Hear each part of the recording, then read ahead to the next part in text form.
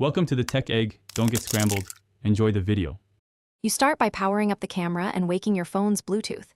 This establishes the radio link. Once done, open the camera's Bluetooth pairing mode, often a button or menu choice, so the device advertises itself. Make sure you have the manufacturer app installed because many cameras use it to finalize setup. Grant permissions for Bluetooth and location if prompted. Doing these first steps reduces pairing errors and prepares both devices to find each other quickly, saving you time and confusion. Next, use your phone or the camera app to scan and select the camera. A visible name like CamXXXX will appear.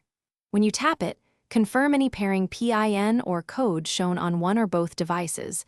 This prevents accidental pairing with nearby gadgets. Make sure the app finishes any required firmware or profile installs, because updates enable features and fix bugs. Once paired, the app and system will exchange profiles so the camera can stream photos. Finish by testing live view, shooting a photo, and transferring a file so you confirm both control and data paths work.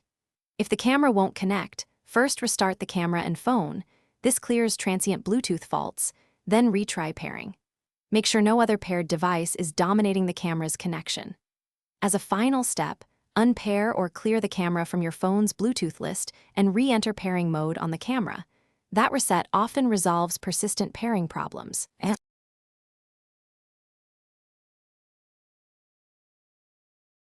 Thanks for watching. Consider subscribing if I helped unscramble your problems.